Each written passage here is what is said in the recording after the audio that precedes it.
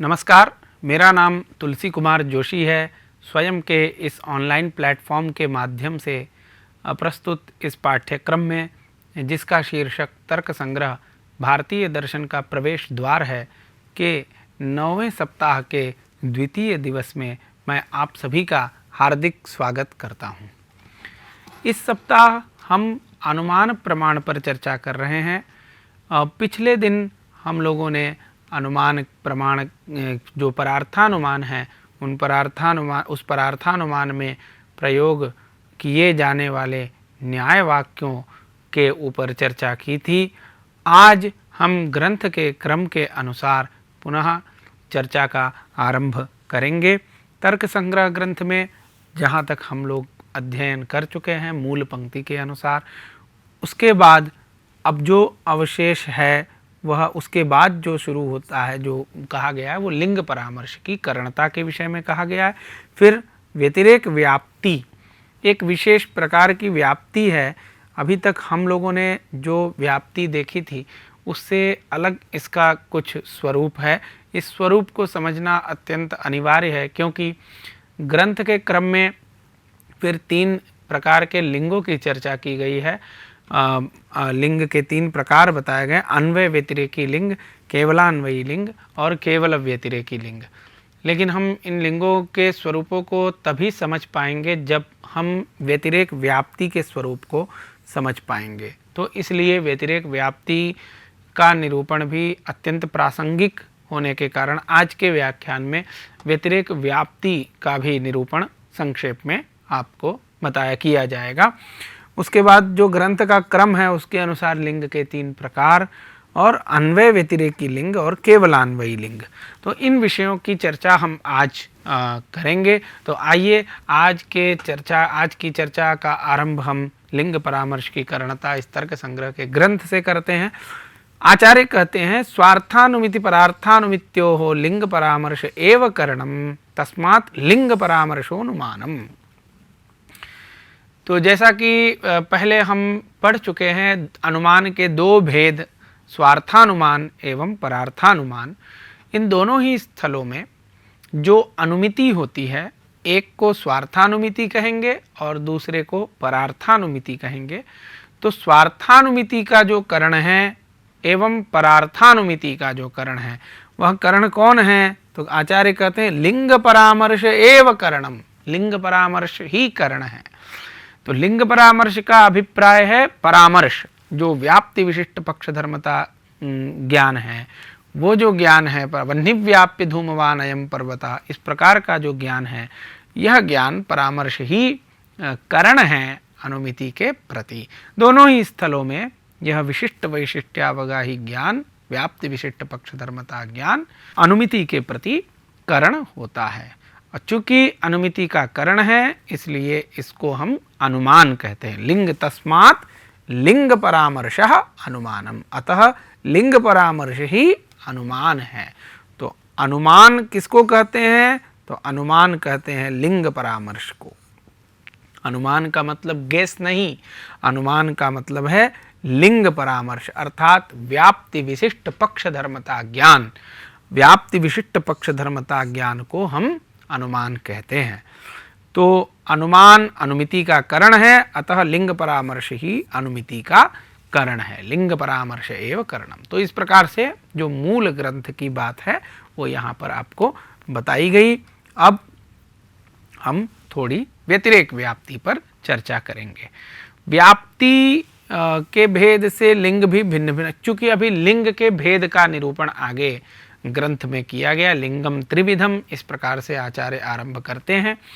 तो अब ये लिंग जो 3 प्रकार का होता है वो क्यों होता है 3 प्रकार का, कैसे होता है वो 3 प्रकार का?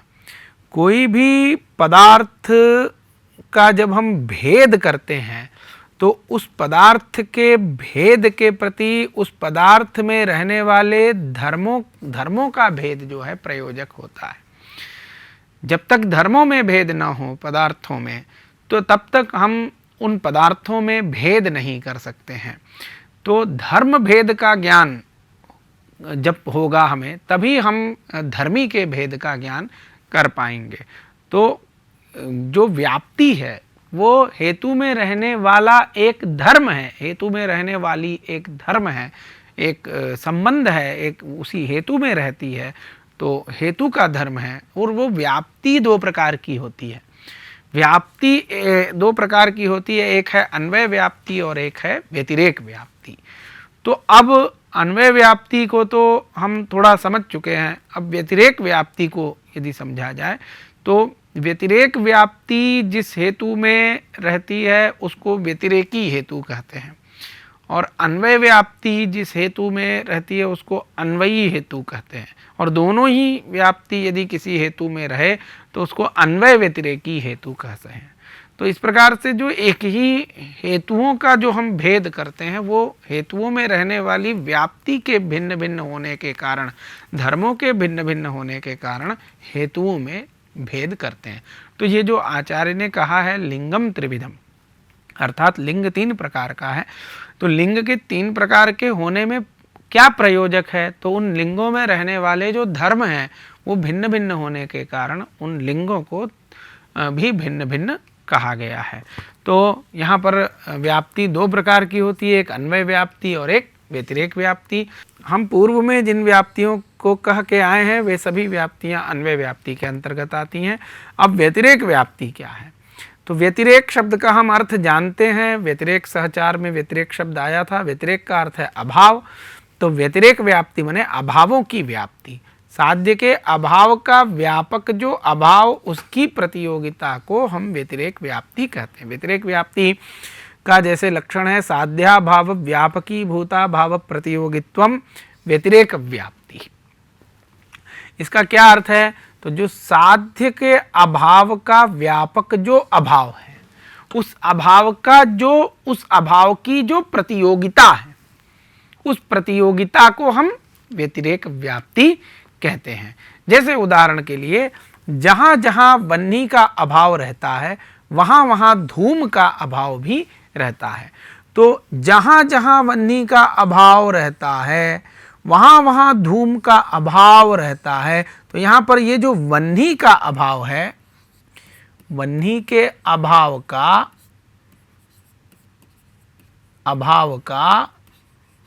व्यापक है धूम का अभाव। ये जो धूम का अभाव है वह वह्नि के अभाव का व्यापक है, क्योंकि जहाँ जहाँ वह्नि का अभाव हम देखते हैं वहाँ वहाँ धूम का अभाव अवश्य रहता है। जैसे कि आप यहाँ देख सकते हैं इस चित्र में, जहाँ यहाँ पर वह्नि नहीं है, यहाँ पर तो वह्नि है तो यहाँ धूम भी है। यहाँ पर वह्नि का अभाव है तो यहाँ वह्नि का अभाव है, तो यहाँ धूम का भी अभाव है, यहाँ पर धूम का भी अभाव है। यहाँ पर भी वह्नि का अभाव है, धूम का भी अभाव है। यहाँ पर भी वह्नि का अभाव है, धूम का भी अभाव है। यहाँ ये सभी जगहों पर जहाँ जहाँ वह्नि का अभाव है वहाँ वहाँ हम धूम का अभाव देख सकते हैं। लेकिन यहाँ देखिए, यहाँ पर वह्नि का अभाव नहीं है लेकिन धूम का अभाव है। तो ये भले ही ऐसी स्थिति हो कि जहाँ वह्नि है वहाँ धूम ना हो, ये स्थिति हो सकती है, किंतु जहाँ वह्नि नहीं है वहाँ धूम का ना होना, ये जो ऐसी स्थिति जो है ये व्यतिरेक व्याप्ति के लिए अपेक्षित स्थिति है। तो वह्नि है साध्य, तो साध्य का जो अभाव है, साध्य के अभाव का व्यापक जो अभाव है, ये अभाव धूम का अभाव, उसका प्रतियोगी हुआ धूम। तो धूम में रहेगी प्रतियोगिता, जैसा कि हम जानते हैं प्रतियोगी में प्रतियोगिता रहती है, और यही जो प्रतियोगिता है यही है व्यतिरेक व्याप्ति, इसी को व्यतिरेक व्याप्ति कहते हैं। तो वह्नि के अभाव की का व्यापकीभूत जो अभाव है, उस अभाव की जो प्रतियोगिता है, धूम में रहने वाली जो प्रतियोगिता है, उस प्रतियोगिता को ही व्यतिरेक व्याप्ति कहते हैं।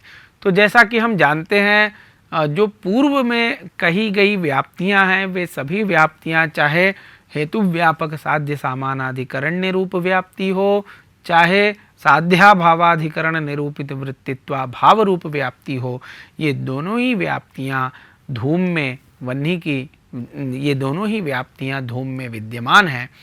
तो वन्नी की अन्वय व्याप्ति भी धूम में विद्यमान है और व्यतिरेक व्याप्ति भी धूम में विद्यमान है, क्योंकि वन्नी जहाँ नहीं रहता है वहाँ पर धूम भी नहीं रहता है। अर्थात वन्नी का अभाव जहाँ जहाँ है वहाँ वहाँ धूम का अभाव है। जब हम जहाँ जहाँ कहते हैं और वहाँ वहाँ कहते हैं तो यहाँ पर यह ध्यान रखने की बात है कि जहाँ जहाँ के बाद जिसको हम कहते हैं उसको व्याप्य कहते हैं और वहाँ वहाँ के बाद जिसको हम कहते हैं उसको व्यापक कहते हैं। तो जहाँ जहाँ वन्नी का अभाव है, यत्र यत्र वन्य भावः, वहाँ वहाँ धूम का अभाव है, तत्र तत्र धूमाभावः। ऐसा जब हम कहते हैं तो धूमाभाव को हम व्यापक के रूप में कह रहे हैं और वन्नी के अभाव को हम व्याप्य के रूप में कह रहे हैं। इसको समझना चाहिए। यही शैली हर जगह हमें प्रयोग में व्याप्ति को दिखाने के लिए इसी शैली का हम प्रयोग करते हैं। पूर्व में भी यत्र यत्र धूमः तत्र तत्र अग्निः, इस प्रकार व्याप्ति का प्रदर्शन करने के लिए इस प्रकार हमने प्रयोग किया था। तो उसी प्रकार यहाँ पर भी समझना चाहिए, यत्र यत्र वन्य भावः तत्र तत्र धूमा भावः। तो वन्य भाव का व्यापक है धूमा भाव, उस अभाव की प्रतियोगिता जो धूम में रहती है वही प्रतियोगिता व्यतिरेक व्याप्ति कहलाती है। तो इस प्रकार से धूम में वन्नी की अन्वय व्याप्ति भी है और धूम में वन्नी की व्यतिरेक व्याप्ति भी है। ये इन दोनों व्याप्तियों को एक बार अपने ओर से इन दोनों व्याप्तियों का समन्वय धूम में करके अभ्यास करना चाहिए। अब व्यतिरेक व्याप्ति को जानने के बाद अब हम लिंग के जो 3 प्रकार आचार्य ने कहे हैं तर्क संग्रह ग्रंथ में, उन तीनों भेदों को हम जान सकते हैं। सबसे पहले यहाँ देखिए, उन्होंने कहा लिंगम त्रिविधम, अन्वय व्यतिरेकी, केवलान्वयी और केवल व्यतिरेकी च। इस प्रकार तर्क संग्रह का मूल ग्रंथ है। तो अब हम पहले तो लिंग किसे कहते हैं ये समझ लें। तो व्याप्ति एवं पक्षधर्मता जिस हेतु में रहती है, व्याप्ति और पक्षधर्मता जिस हेतु में रहती है उसे लिंग कहते हैं। अर्थात व्याप्ति और पक्षधर्मता जिसमें हेतु में रहती है उस हेतु को हम लिंग कहते हैं। तो लिंग होने के लिए उस हेतु में व्याप्ति का रहना भी अनिवार्य है और पक्षधर्मता का भी रहना अनिवार्य है। क्योंकि लिंग किसे कहते हैं, तो लिंग शब्द का जो शाब्दिक अर्थ है वह है लीनम अर्थम गमयति इति लिंगम। अर्थात जो लीन अर्थ को बताने वाला होता है, लीन का मतलब है छिपे हुए अर्थों को जो बताने वाला होता है उसे हम लिंग कहते हैं। जैसे पर्वत में धूम तो दिख रहा है किंतु वन्नी छिपी हुई है, आग छिपी हुई है, तो धूम को देख करके हमें आग का ज्ञान पर्वत में होता है। तो जो लीन अर्थ है अर्थात छिपा हुआ अर्थ है वह है अग्नि, उस लीन अर्थ को बताने वाला है धूम, इसलिए उसे हम लिंग कहते हैं। किंतु केवल धूम होने से हमें अग्नि का ज्ञान नहीं हो पाएगा, उस धूम में व्याप्ति का भी ज्ञान हमें होना चाहिए और उस धूम में पक्षधर्मता का भी ज्ञान होना चाहिए। तो जिस धूम में, जिस हेतु में व्याप्ति और पक्षधर्मता ये दोनों ही धर्म विद्यमान होते हैं, ऐसे हेतु को हम यहाँ पर लिंग शब्द से कहते हैं। तो वैसा जो लिंग है वो 3 प्रकार का होता है। क्यों 3 प्रकार का होता है? क्योंकि व्याप्ति 2 प्रकार की है, एक अन्वय व्याप्ति और एक व्यतिरेक व्याप्ति। तो उस हेतु में या तो अन्वय व्याप्ति रह सकती है, 3 कंडीशंस हो सकते हैं यहाँ पर, या तो हेतु में अन्वय व्याप्ति केवल रहे अथवा हेतु में व्यतिरेक केवल व्यतिरेक व्याप्ति रहे अथवा ये दोनों व्याप्ति रहें। तो ये 3 कंडीशंस यहाँ पर होते हैं। इसलिए किसी हेतु में केवल अन्वय व्याप्ति ही रहती है तो उसको हम केवलान्वयी लिंग कहते हैं। किसी में केवल व्यतिरेक व्याप्ति ही रहती है इसलिए उसको हम केवल व्यतिरेकी लिंग कहते हैं। और किसी में अन्वय व्याप्ति भी रहती है, व्यतिरेक व्याप्ति भी रहती है, इसलिए उसे हम अन्वय व्यतिरेकी लिंग कहते हैं। तो आचार्य कहे हैं केवलान्वयी लिंग, केवल व्यतिरेकी लिंग और अन्वय व्यतिरेकी लिंग। तो जिस हेतु में अन्वय एवं व्यतिरेक दोनों व्याप्तियां रहती हैं उसे अन्वय व्यतिरेकी लिंग कहते हैं। जिस हेतु में केवल अन्वय व्याप्ति रहती है उसे केवल अन्वयी लिंग कहते हैं। जिस हेतु में केवल व्यतिरेक व्याप्ति रहती है उसे केवल व्यतिरेकी लिंग कहते हैं। तो इस प्रकार से 3 प्रकार का लिंग होता है। अब हम अन्वय व्यतिरेकी लिंग की चर्चा सबसे पहले करेंगे। ग्रंथ के क्रम के अनुसार आचार्य कहते हैं अन्वयेन व्यतिरेकेण च व्याप्तिमत अन्वय व्यतिरेकी यथा वह्नौ साध्ये धूमवत्वं यत्र धूमस्तत्राग्निः यथा महानसम् इत्यन्वय व्याप्तिः यत्र वह्निर्नास्ति तत्र धूमोऽपि नास्ति यथा महाह्रदः इति व्यतिरेक व्याप्तिः। इस प्रकार से मूल ग्रंथ तर्क संग्रह का मूल ग्रंथ है। यहाँ पर आचार्य ने अन्वयेन व्यतिरेकेण च व्याप्तिमत अन्वय व्यतिरेकी यह लक्षण अन्वय व्यतिरेकी लिंग का बताया है। इसका अर्थ है कि अन्वयेन व्यतिरेकेण च व्याप्तिमत का मतलब है जिस हेतु में अन्वय एवं व्यतिरेक दोनों व्याप्तियां होती हैं, अन्वय व्याप्ति भी होती है एवं व्यतिरेक व्याप्ति भी होती है, उसे अन्वय व्यतिरेकी लिंग कहते हैं। जैसे वह्नि को जब हम साध्य बना रहे हैं तो ऐसी स्थिति में जो धूम रूप हेतु है वह अन्वय व्यतिरेकी लिंग कहलाएगा। क्यों? क्योंकि धूम में अन्वय व्याप्ति भी है। अन्वय व्याप्ति को हम किस प्रकार कह सकते हैं? तो यत्र यत्र धूमः तत्र तत्र वह्निः, इस प्रकार से हम कहते हैं। अन्वय व्याप्ति का अभिनय इस प्रकार करते हैं कि जहाँ जहाँ धूम रहता है वहाँ वहाँ वह्नि रहता है। तो अन्वय व्याप्ति धूम में विद्यमान है, वह साध्या भावाधिकरण निरूपित वृत्तित्वा भाव रूप हो, चाहे हेतु व्यापक साध्य सामानाधिकरण निरूप हो, दोनों ही प्रकार की जो व्याप्तियां हैं वो धूम में विद्यमान हैं।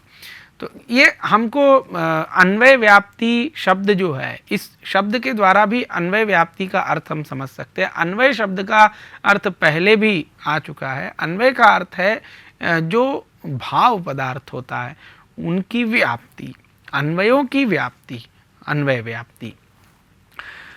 तो धूम और वह्नि ये दोनों ही भाव पदार्थ हैं। तो भाव पदार्थों की व्याप्ति जो होती है उसे अन्वय व्याप्ति कहते हैं। और व्यतिरेक व्याप्ति का अर्थ है अभावों की व्याप्ति, व्यतिरेक व्याप्ति, क्योंकि व्यतिरेक शब्द का अभाव अर्थ है। तो यहाँ पर धूम में वह्नि की व्याप्ति है। वह्नि एक भाव पदार्थ है, तो वह्नि की व्याप्ति धूम में है, अतः अन्वय व्याप्ति धूम में है। और अन्वय व्याप्ति है इसको हम जानते कहाँ पर है, कहाँ पर अन्वय व्याप्ति का हमें ग्रह हो रहा है, तो उसके लिए दृष्टांत दिया जाता है। जैसे कि आचार्य यहाँ कहे हैं कि यत्र धूमस तत्र अग्निर यथा महानसम। यथा महानसम ऐसा कहते हुए इन्होंने, आचार्य ने यह बताया है हमें कि आप महानस को यहाँ पर अन्वय दृष्टांत समझिए, जहाँ पर हमें अन्वय व्याप्ति का ज्ञान हो रहा है धूम और वह्नि के। तो महानस में हम भूयो दर्शनेन, महानस में हम धूम और वह्नि का जो व्याप्ति है, अन्वयों की जो व्याप्ति है, उस अन्वयों की व्याप्ति का हमें ज्ञान महानस रूप दृष्टांत में होता है। तो इस प्रकार महानस में वह्नि की व्याप्ति का ज्ञान हमें धूम में होता है, अतः यह अन्वय व्याप्ति भी धूम में विद्यमान है। और व्यतिरेक व्याप्ति यत्र वह्निर्नास्ति तत्र धूमोऽपि नास्ति यथा महाह्रदः, अर्थात जहाँ पर वह्नि का अभाव है, वह्नि नहीं है, अभावों की व्याप्ति, तो जहाँ पर वह्नि का अभाव है वहाँ पर धूम का भी अभाव है। जैसे महाह्रद, महाह्रद का अर्थ है एक बड़ा सा तालाब, जो जलाशय, मान लीजिए कोई एक जलाशय है, उस जलाशय में न तो वह्नि है और न ही धूम है, तो वह्नि का भी अभाव है और धूम का भी अभाव है उस जलाशय में। तो वो जलाशय एक दृष्टांत है, व्यतिरेक दृष्टांत है, जहाँ पर हमें व्यतिरेकों की व्याप्ति का ग्रह होता है। उस जलाशय में हम देख सकते हैं कि वह्नि का भी अभाव है और धूम का भी अभाव उस जलाशय में विद्यमान है। तो इस प्रकार से वह्नि को जब हम साध्य बनाते हैं तो और धूम को जब हम हेतु बनाते हैं तो यह जो धूम रूप हेतु होता है उस धूम रूप हेतु में अन्वय व्याप्ति भी विद्यमान है एवं व्यतिरेक व्याप्ति भी विद्यमान है। इसलिए वह जो धूम रूप हेतु है वह अन्वय व्यतिरेकी लिंग कहलाता है। तो अन्वय व्यतिरेकी लिंग का दृष्टांत हुआ धूम। कब? जब हम वह्नि को पर्वत में साध्य बनाते हैं, अर्थात पर्वतो वह्निमान धूमात, इस अनुमान प्रयोग में जो धूम रूप हेतु है वह अन्वय व्यतिरेकी लिंग कहलाता है। अब यहाँ जो यह ग्रंथ आचार्य ने लिखा है इसमें जो मुख्य ध्यान देने योग्य विषय है वो दो है। एक तो अन्वय दृष्टांत भी यहाँ पर उन्होंने प्रदर्शन किया है, अन्वय दृष्टांत का भी प्रदर्शन किया है एवं व्यतिरेक दृष्टांत का भी प्रदर्शन किया। अर्थात जिस स्थल में हम वह्नि और धूम की व्याप्ति का ज्ञान हमें होता है उस स्थल का भी प्रदर्शन महानस के रूप में किया गया है, और जिस स्थल में वह्नि के अभाव और धूम के अभाव के व्याप्ति का हमें ग्रहण होता है, ज्ञान होता है, उस स्थल का जलाशय के रूप में यहाँ पर प्रदर्शन किया गया है।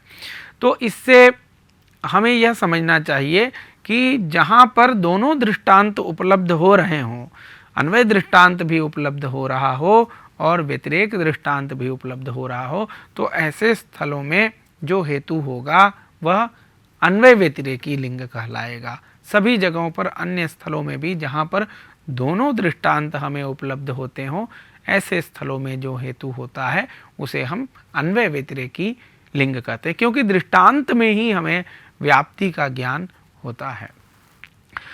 तो इस प्रकार से यहाँ पर हम देख सकते हैं कि इस हेतु में अन्वय व्याप्ति भी है और व्यतिरेक व्याप्ति भी है। इसलिए यह जो धूम रूप हेतु है वह अन्वय व्यतिरेकी लिंग कहलाएगा। अन्वय व्यतिरेकी लिंग के बाद जो दूसरा ग्रंथ में क्रम है वह है केवलान्वयी लिंग का क्रम। केवलान्वयी लिंग के विषय में आचार्य कहते हैं अन्वय मात्र व्याप्तिकम केवलान्वयी यथा घटोभिधेयः प्रमेयत्वात् पटवत् इति।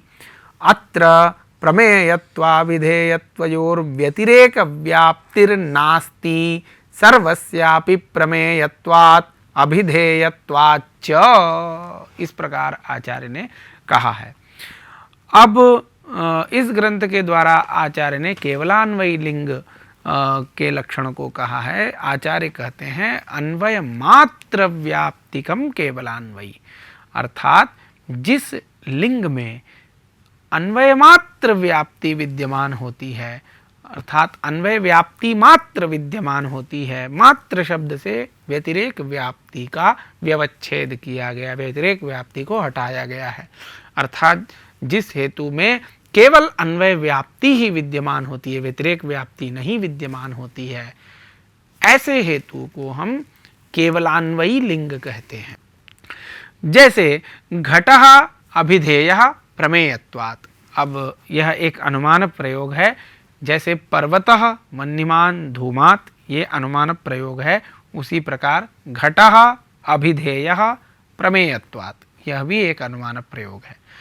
तो जैसे आप जानते हैं कि पर्वतः वह्निमान धूमात्, यहाँ पर पक्ष है पर्वत, साध्य है वह्नि और हेतु है धूम। तो उसी प्रकार घटः अभिधेयः प्रमेयत्वात्, यहाँ पर पक्ष है घट, साध्य है अभिधेयत्व और हेतु है प्रमेयत्व। तो इतनी बातें आपको समझ में आ चुकी हैं। अब यहाँ पर जो हेतु है प्रमेयत्व, इसको हमें देखना है कि ये हेतु कैसा हेतु है। क्या यह अन्वय व्यतिरेकी लिंग है या केवलान्वयी लिंग है या केवल व्यतिरेकी लिंग है।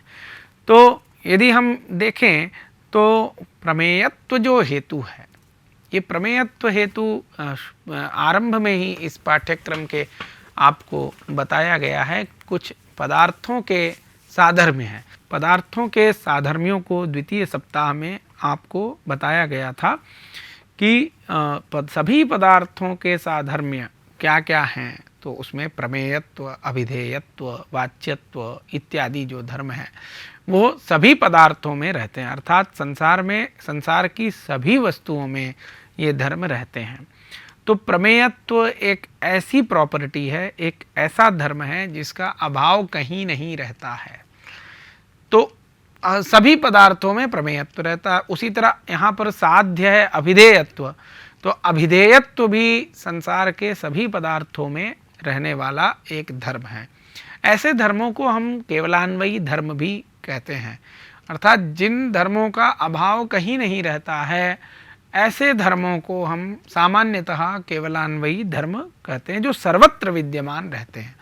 जो धर्म सर्वत्र विद्यमान रहते हैं, कहीं भी उनका अभाव नहीं रहता है, ऐसे धर्मों को हम केवलान्वयी धर्म कहते हैं। घटः अभिधेयः प्रमेयत्वात्, यहाँ पर इस स्थल में, अनुमान स्थल में, यहाँ पर जो साध्य है वह है अभिधेयत्व, जो कि एक केवलान्वयी धर्म है, सर्वत्र रहता है, सारे पदार्थों में रहता है। और हेतु है प्रमेयत्व, यह भी एक केवलान्वयी धर्म है। तो ऐसी स्थिति में जब केवलान्वयी धर्म ही साध्य हो और केवलान्वयी धर्म ही हेतु हो, तो ऐसी स्थिति में हम यत्र यत्र प्रमेयत्वम तत्र तत्र अभिधेयत्वम, अर्थात जहाँ जहाँ प्रमेयत्व रहता है वहाँ वहाँ अभिधेयत्व रहता है, ऐसा तो हमको दृष्टांत मिल जाएगा। क्योंकि जहाँ जहाँ प्रमेयत्व रहता है तो प्रमेयत्व कहाँ रहता है? प्रमेयत्व संसार के सभी पदार्थों में रहता है। तो प्रमेयत्व पट में भी रहता है। तो जहाँ जहाँ प्रमेयत्व रहता है, जैसे पट, उस वहाँ पर अभिधेयत्व भी रहता है, उसी पट में अभिधेयत्व भी है।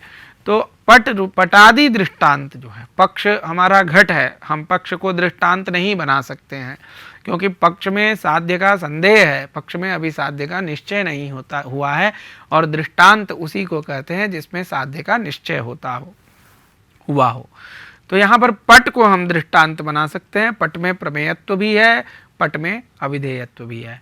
तो यत्र यत्र प्रमेयत्वम तत्र तत्र अभिधेयत्वम, तो पट आदि में प्रमेयत्व भी है, पट आदि में अभिधेयत्व भी है। तो अन्वय दृष्टांत हमको यहाँ पर मिल जाएगा। अन्वय दृष्टांत पट रूप दृष्टांत है, उस पट रूप दृष्टांत में प्रमेयत्व भी है, अभिधेयत्व भी है। तो यहाँ पर अन्वय दृष्टांत होने के कारण अन्वय व्याप्ति, तो प्रमेयत्व में अभिधेयत्व की अन्वय व्याप्ति तो विद्यमान है, इस प्रकार हम कह सकते हैं। किंतु व्यतिरेक दृष्टांत यहाँ पर हमको कोई भी नहीं मिल सकता है, क्योंकि व्यतिरेक दृष्टांत को ढूंढने के लिए हमको इस प्रकार कहना होगा कि जहाँ जहाँ अभिधेयत्व का अभाव है वहाँ वहाँ प्रमेयत्व का अभाव है, इस प्रकार कहना होगा। तो हम ऐसा कह ही नहीं सकते हैं, क्योंकि जब संसार के सभी पदार्थों में अभिधेयत्व रहता है और प्रमेयत्व रहता है, तो प्रमेयत्व का अभाव, अभिधेयत्व का अभाव कहीं भी संसार में नहीं मिलेगा। तो इसलिए ऐसा कोई दृष्टांत ही नहीं है जहाँ पर अभिधेयत्व का अभाव अथवा प्रमेयत्व का अभाव रहता हो।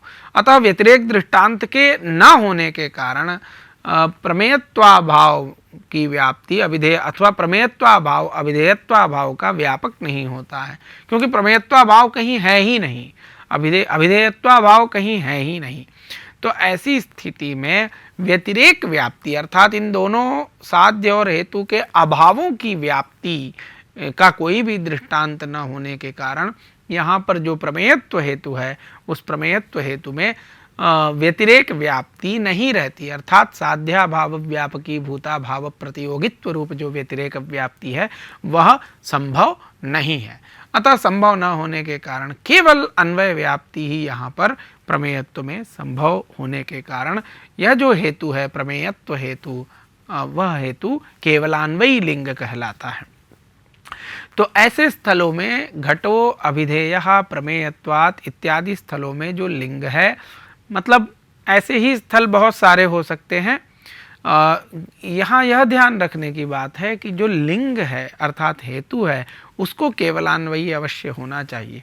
साध्य आप कुछ भी रख दें, दोनों में से कोई भी एक यदि केवलान्वयी हो जाए पदार्थ, तो ऐसी स्थिति में व्यतिरेक दृष्टांत नहीं मिलेगा। या मान लीजिए आप साध्य को ही यदि केवलान्वयी बना दें, तो ऐसी स्थिति में भी साध्य का अभाव कहीं पर भी न होने के कारण व्यतिरेक दृष्टांत नहीं मिलेगा।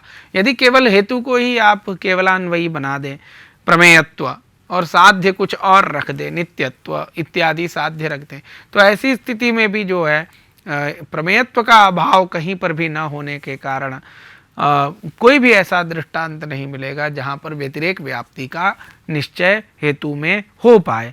अतः ऐसी स्थिति में जो लिंग होगा वह केवलान्वयी लिंग ही होगा।